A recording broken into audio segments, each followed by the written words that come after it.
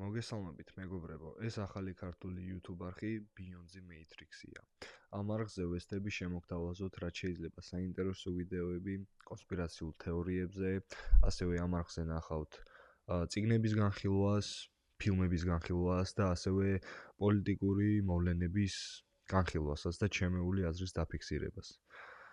ასევე დიდი თხოვნაა, რომ კომენტარებში დამიწეროთ თქვენი აზრი, თუ მოგეწონათ ვიდეო და შემდეგში რაზე გადავიღო. პირველი ვიდეო კი ეძღვნება კომპანიას სახელად BlackRock-ს. BlackRock-ს უხილავ გიგანტსაც კი ეძახიან თავისი ძალაუფლების და გავლენების გამო. ის არ ჩანს, მაგრამ ყველგან არის. BlackRock-ი კომპანიაა, რომელიც ფლობს ბანკებს, სახლებს და პოლიტიკოსებს.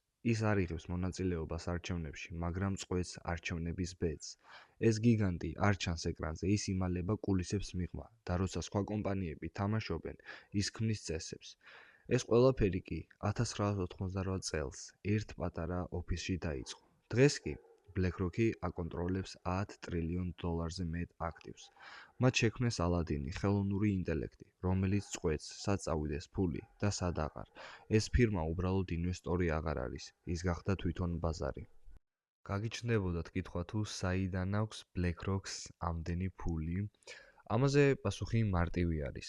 BlackRock-ი ფლობს Apple-ის, Microsoft-ის, Google-ის, Pfizer-ის, CNN-ის, Tesla-ს და სხვა ძალიან ბევრი ცნობილი კომპანიის წილებს.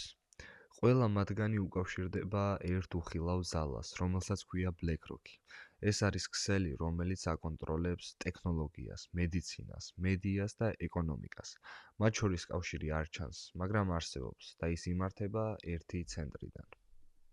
BlackRock-ზე არავინ საუბრობს, არც მედიაში, არც პოლიტიკაში და არც საჯაროდ, მაგრამ მათი თვალები ყველგანაა. იმედი ამ პატარა ვიდეოთი დაგანახეთ თუ რამხელა გავლენა აქვს ერთ კომპანიას მთლიან მსოფლიოზე, ადამიანებზე და ყოველდღიურობაზე. კომენტარებში დამიწერეთ თქვენი აზრი ამ ვიდეოზე, ასევე რაიმე ცნობები თუ გაქვთ BlackRock-ზე, დაწერეთ კომენტარებში და განვიხილოთ და დალაიქეთ ვიდეო, გამოიწერეთ არხი და შევხვდებით შემდეგ ვიდეოში.